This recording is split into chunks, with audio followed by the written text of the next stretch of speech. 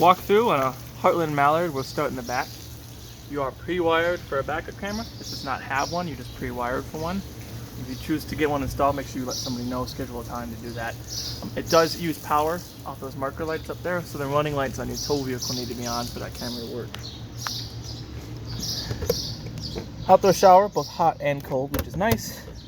City water connection right here. This is where you're going to hook your water up to run your appliances off of city water. You won't need to run your pump. It works all off of city water pressure.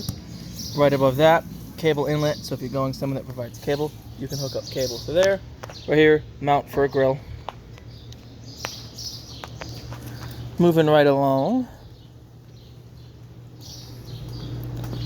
This is short cord right here. It's a 50 amp short cord. It's yours.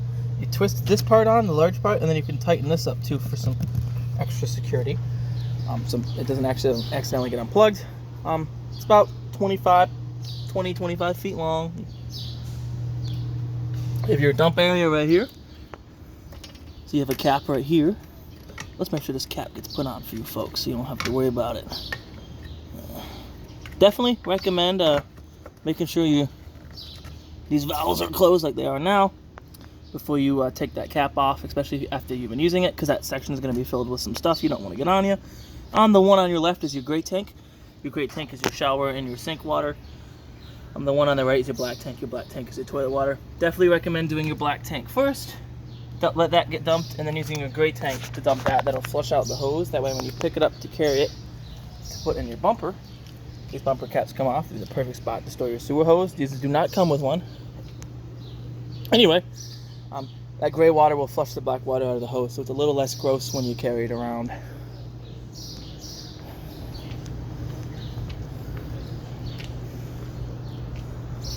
Lots of good information up here.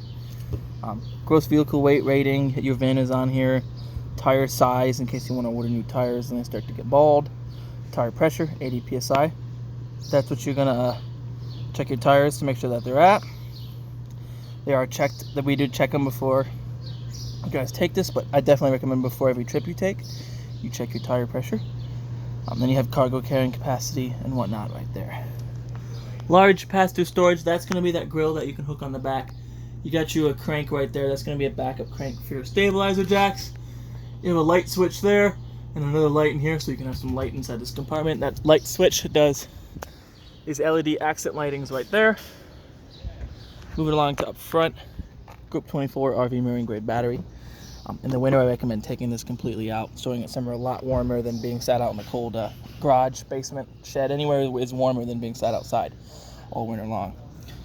And then if it's going to be a long time between trips, I recommend disconnecting the negative lead off of your battery. That's going to keep anything from potentially using it while you have it all closed up and stored.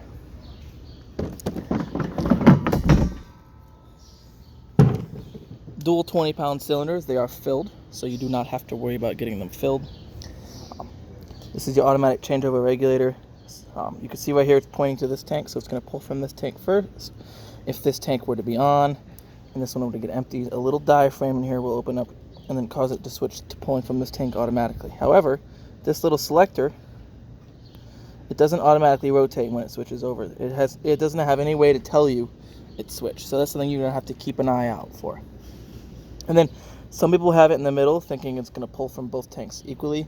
Unfortunately, it doesn't work that way. It only does one or the other.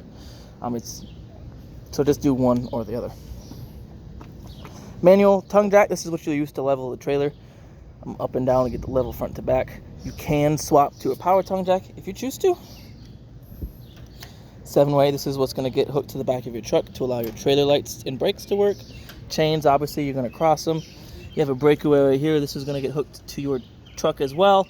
If anything were to get unhooked accidentally, it's going to pull this pin out of the box, activate the brakes on the trailer.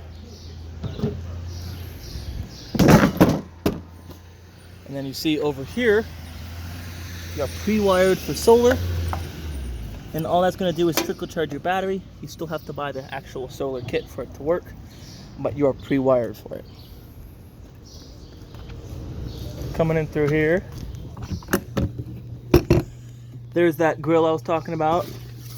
There's the hose with the quick disconnect fittings on it. And that crank right there is a backup crank that you put in here for your stabilizers, and then these are your controls for your stabilizers. We'll just demonstrate one because they both work the same. The top one, oh, it's different this time. Your bottom one is your front one. So you go, when you get to the campground, you're going to level your trailer using your tongue jack up and down. It'll go to level front to back. If you want it side to side as you're backing into the campground, back it under some blocks under your tires to get it level side to side. And then you run these down. Don't try to use these to pick up your trailer. That's 100% not what they're meant for. They're stabilizing jacks, not leveling jacks. There are self-resetting breakers in these, so if you were to trip the breaker, you wait for it to reset, and then you run them back up again. One of these guys right here. We'll leave these down for now. Actually, we'll go up.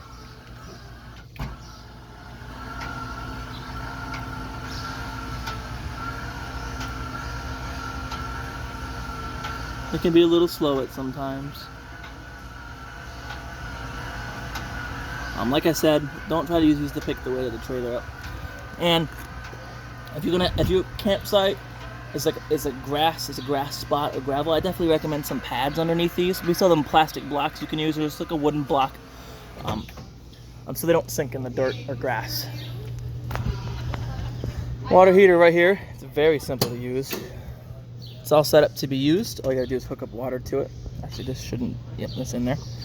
Hook up water to it, it'll fill, and you're good to go. Turn it on and off from inside. Definitely recommend draining it after every trip. You don't want it sitting half full of water for weeks. It'll get stagnant. So before you drain that, open up your pressure relief here. Let all the water pressure relief out here, and then you can take this cap off. 15/16 is the socket size. I use a short socket with an extension and a ratcheting wrench. They do make like a box end wrench that's for it, but I don't like using it because it like scrape my knuckles here. If you neglect to relieve the pressure here, you're going to relieve it when you take this cap off, and you're going to get a bath. Even if you stay under the side, it's pretty much unavoidable. So relieve your pressure here, and then take your plug out and let it drain out. And then besides that, as far as maintenance-wise, keep it clean in here, clean in there, keep it very, very clean. Because if this gets really dirty and the flame comes up, hits this flame sensor, water heater won't work until that component isn't fixed, and that's a non-warrantable thing, because that just means that you didn't clean it out here and it caught fire and it hit this. So the more you clean it, the better it's going to last. The longer it's going to last you, the better it's going to operate.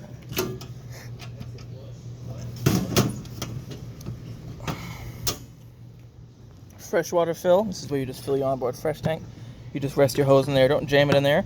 Monitor its progress on the monitoring panel. Don't wait to hear water squirt out everywhere. And then to drain it, you drain it right there. Just like your water heater, recommend draining after every trip. Right here, GFCI protected outlet. All your GFCI outlets are on the same circuit, so if one will trip, they will all trip. Exhaust for your furnace. Just keep this clean, as well as your fridge right here too. Every once in a while, I do recommend popping this whole thing off and cleaning back there. Right here, if you're going to use the fan on your range hood, you want to make sure this is open. Just open that up. There's a little flap in there. When you travel, close it. Got a black tank flush here, so as you're dumping your black tank, you can bring your hose around over to here, hook it up to here, turn that bad boy on, and there's a little nozzle, a little sprayer in the black tank that'll kind of flush it out. You do have an outdoor kitchen here.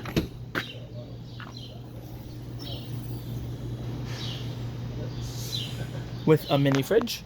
This will only work when this trailer is plugged in. Another GFCI outlet, a spot for a cable TV.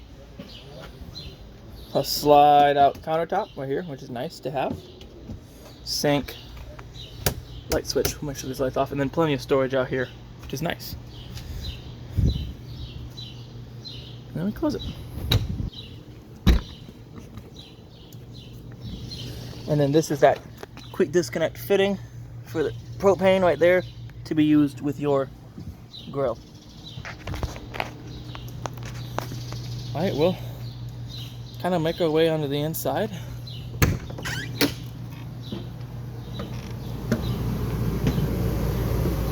Because it's loud and I don't want to have to shout, so My phone can pick up my voice. I'm going to turn your AC off. And then when we get to that, we'll demonstrate how to use that. You have some light switches here. One on the left does awning lights. You can see that up there. One in the middle does your interior lights. And the one on the right does that porch light. You have controls for your awning here, and controls for your large main slide out right next to it, as well as another GFCI outlet here. Awning. Watch your door. You don't want your door all the way to be all the way open, or else it's going to interfere with your awning. We'll go all the way out. Your awning does not stop automatically when it reaches furthest outward position. That's something you have to visually look at and stop, and then release the button. As you can see, you have to hold the button down. It's not a one-touch deal. We'll demonstrate what it looks like when you see it. You can tell it's getting close because the flap is hanging down, and bingo, you're all the way open. They are adjustable.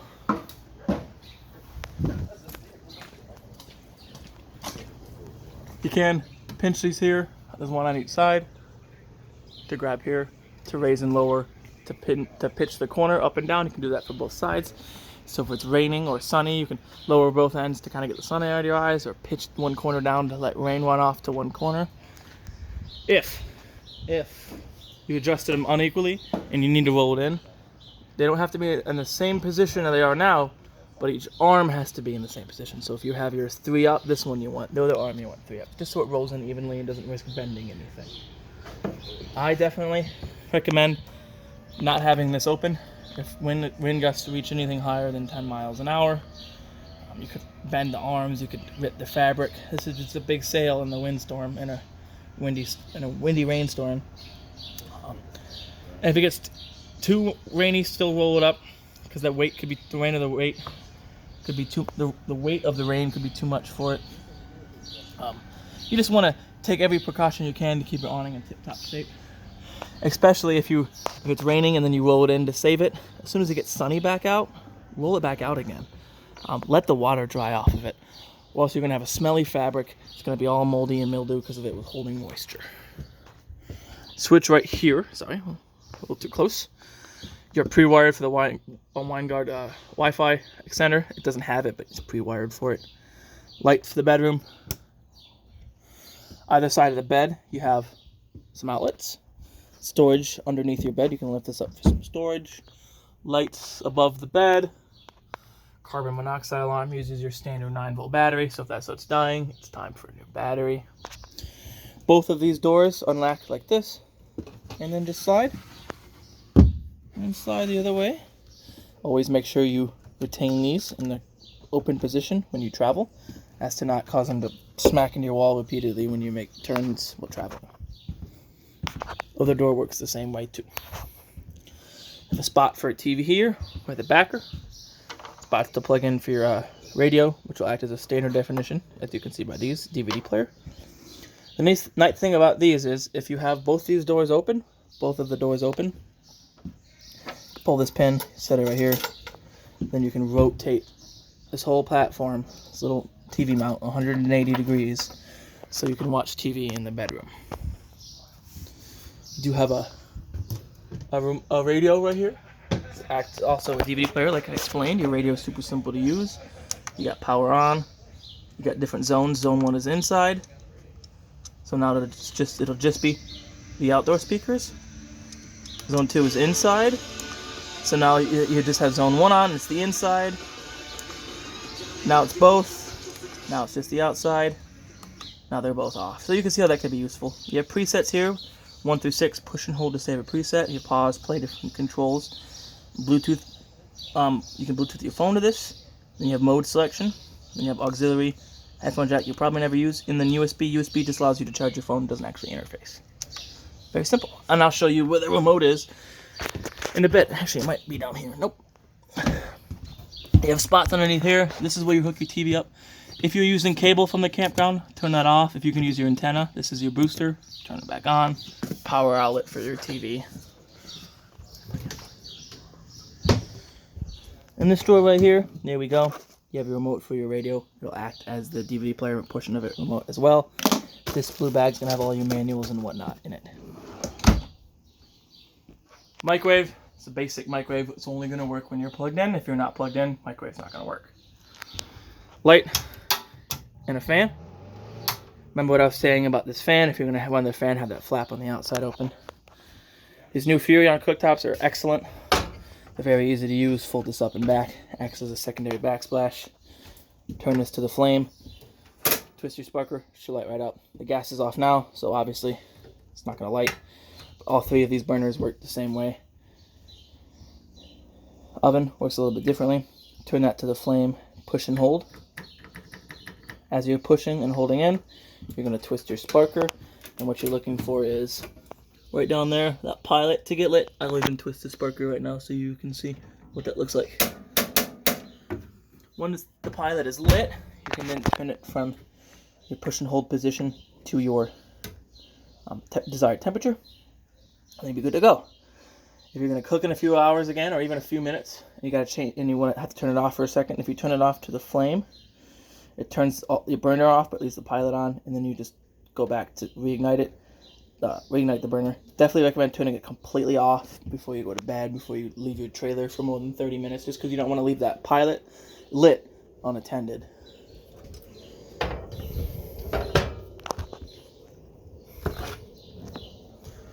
Fridge, very simple. You have, focus, there we go, on or off, auto or gas, so leave it on auto. Definitely recommend just leaving on auto. Auto is going to default to 110, so if you're plugged in, that's what it's going to use. If your campground would lose power, someone were to accidentally unplug you, it's going to automatically switch to operating off of propane to save your food in there. Now these fridges do work a little bit differently. They don't work like your standard fridge at home does. They work off a different process, and that process takes 8 to 10 hours to get to its correct operating temperature. So keep that in mind if you have the ability to plug it in the night before. That way you don't have to wait as long when you get to the site. Chairs turn into a bed, a little bit awkward and difficult to show one-handed and do while I'm filming, so I'll do my best to explain it to you. Take these cushions off, they're just Velcroed, set them aside. Dinette, on the ground, anywhere. Then you grab this, lift up, you see right there, there's some legs. This folds up and out like an upside down V, and eventually it'll lay flat. Unfold those legs. Then this back portion right here folds down to fill the void. Lights up over there.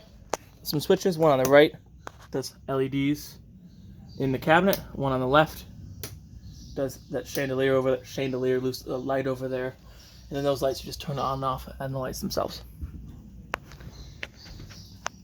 Thermostat is very easy to use.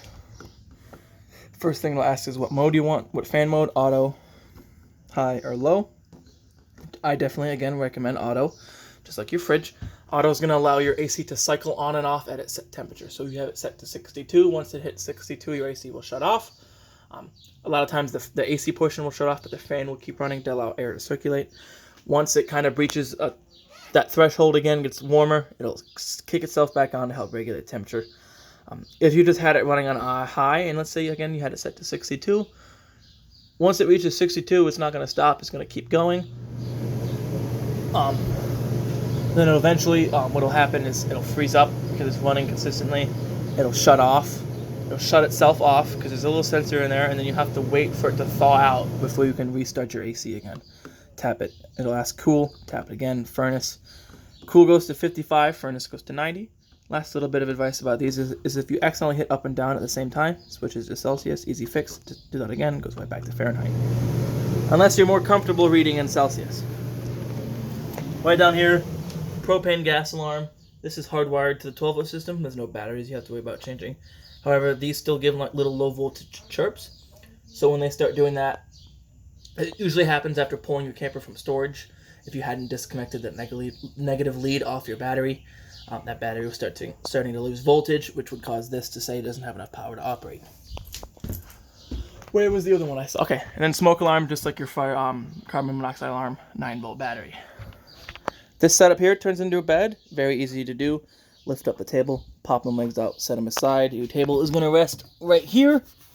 Then you're just going to play puzzle with your cushions to fill in that void. Built-in vacuum. The hoses for it should be underneath. Actually, usually they are underneath the bed. This is where you hook it up to, and if you want to empty the bag, put your finger in here, pull this over, and you have access to your bag back there. And then breakers, all your breakers for 120 volt appliances, all your fuses for your 12 volt. So you have a bunch of 15s, so I would invest in a bunch of 15s. 15 amp fuses. Just in case something were to happen, you have something to fall back on. Because the radio has its own fuse, but your lights, each section of the area has its own fuse for lights. The fan vents in the ceiling do. There's a fuse for the 12 volt for your AC. So just keep some spare fuses. Coming into the bathroom. First thing, monitoring panel, so you can read battery, fresh, black and gray. And then you have water heater on gas, water heater on electric. You can run them both at once. Electric, you want to make sure there is water in it, else you're going to ruin the heating element. It's quicker to get hot on gas, but you don't use any propane on electric. And then if you're going to pull from your fresh tank, water pump, turn that on. Lights for in here. Your toilet is very simple. As long as you're pushing this pedal, it's going to keep flushing. Sink, very basic. Right over here is your main GFCI. So if any GFCI were to trip, this is the outlet you come and hit reset on. Bathtub is very simple. You just turn the shower on, turn the knobs on, lift this up, diverts it to your shower head. Definitely recommend running this fan with the lid open when you take a shower in here, just to keep the moisture off the walls. And then last little bit over here, controls for your slide out for the slide. Lights for back here, switch there. Another spot for TV in here if you'd like. Plenty of sleeping space. Top bunk, 300-pound capacity. This one is 200. This one does fold up, so you could use this as a couch. You can ditch those backer cushions and use this as another sleeping area. Up or down, it doesn't matter how this is when you travel. Yes. And then plenty of storage throughout here. And the last little bit in here, this is pre-wired for a AC. This is for a non-ducted AC. It'll be the one that has the controls for the knobs right on the AC, and the air itself comes out the fixture rather than out these vents. But it is nice to be able to have a second AC, or at least be set up if you choose to have a second AC. So that's pretty much it. I showed you all the safety features. There's one last thing I wanted to confirm because we were talking about it. Yep, that's your hoses for that vacuum. Alrighty then. Well, that concludes your video walkthrough on your Heartland Mallard. I hope you guys enjoy this trailer. I really like these style of bunkhouses a lot, so I hope you guys do. Hope you found this video informative. And until next time, goodbye.